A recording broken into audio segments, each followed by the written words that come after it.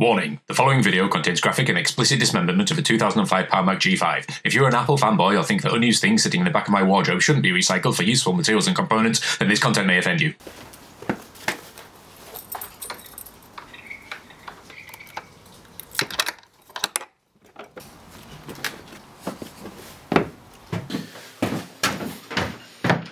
Hey everyone, welcome back to the Hack Shack. Today we're going to look at how we're going to transform this old car stereo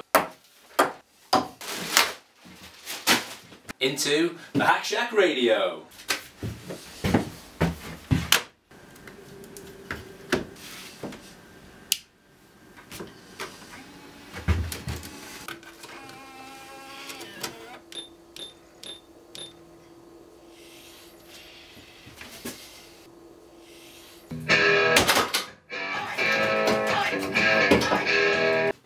Right, well I think that about constitutes fair usage. So the car stereo runs off 12 volts and I need a power supply for that. Now it's not just a case of getting any old 12 volt power supply that you can plug in.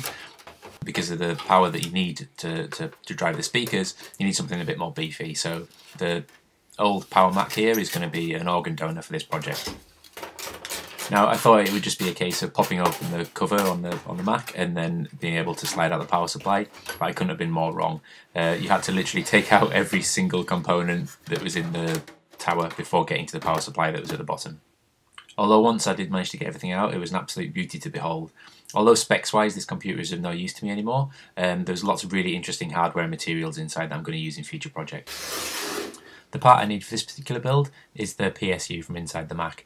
Now we're interested in the 12 volt outage to powering the car stereo, and also just need to be aware that in order to turn the power supply on, the green and black needs to be tied together because it's active low. Now looking at the power outage of the power supply, you can see here that it's more than capable of driving the 4 speakers.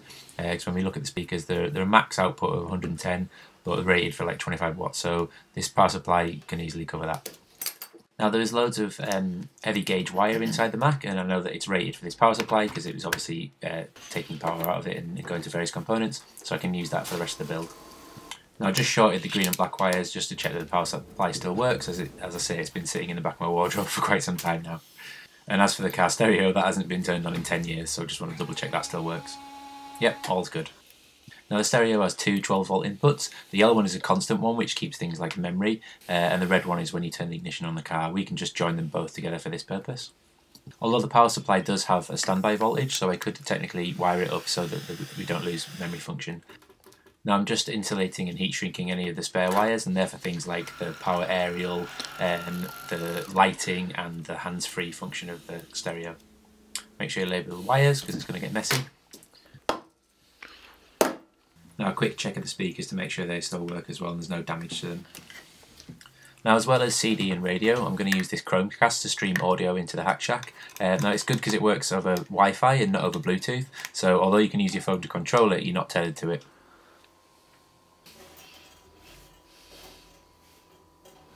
I've drilled holes in the Queen's Head and the police ain't turned up yet.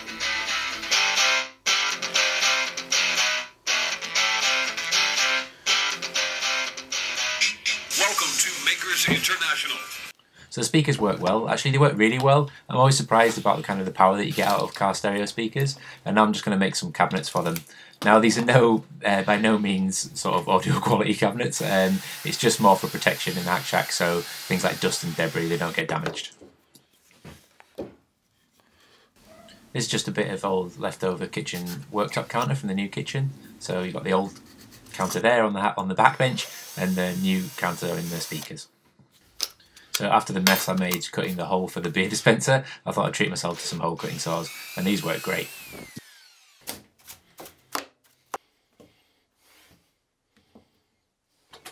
So I've got some scabby old pine that I'm going to use for the rest of the cabinets, and I'm going to just break that down on the world's smallest chop saw.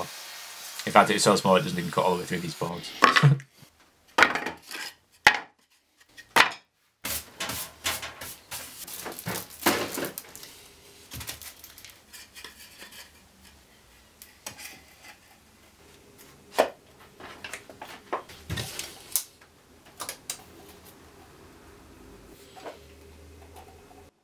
Now I thought I'd use pocket screws to join the speaker cabinets together, People seem to give them a bad press, but I thought these ones worked great.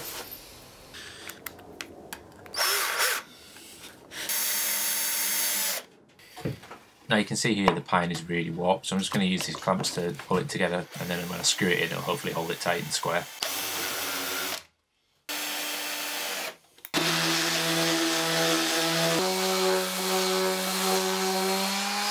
I don't know about anyone else, but I can only hear REM now whenever I see anyone sand. Just quickly filling the holes before final sand and then paint.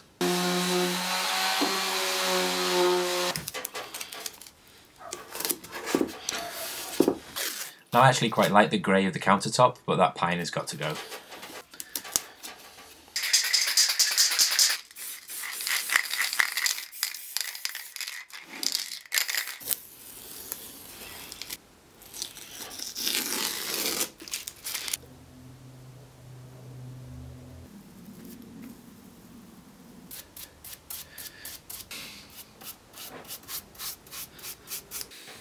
For a bit of a beefier sound, you can actually seal the speakers in with a gasket and then make the backs airtight as well, but these actually sound really good, so I'm just going to see how they go, and if it bothers me I can go back and refit them. Now I can get 4 speaker grills out the front of the Power Mac, so if you have a sensitive disposition I suggest you look away now.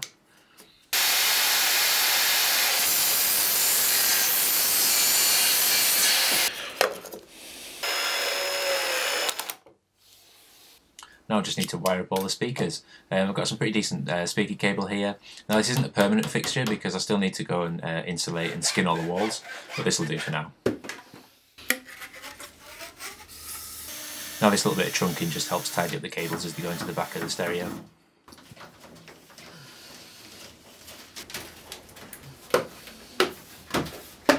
And lastly, it's some really high-tech, elaborate speaker brackets. Now each speaker gets hung up in the 4 corners of the Hack Shack, and it ends up in quite a nice sound system. Now I just want to reuse what's left over of the case as a little caddy for the radio.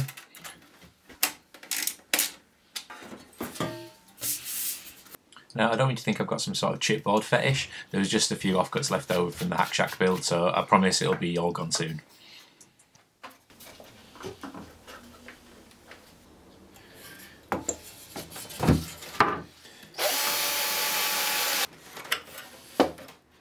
Now while we've got the power supply out, if we look back at the various output voltages, there's actually a 5V standby, and that can be really helpful for powering things like USB. So if I find the appropriate wires, which in this case is the purple one, it'll get 5V out even when the power supply is turned off. So I'm just going to solder up this old USB cable, and then we can have ways to do things like charge your mobile phone. So a quick check just to see if that works. Yeah, and that's with the power supply turned off as well. So we'll mount this little bad boy up next to the Wall of Awesome, where it belongs. And it's also good because it's got a nice back panel as well, because I'm running out of space for stickers. Just made that little panel out of a bit of scrap plywood, and that's just to stop any debris getting into the case.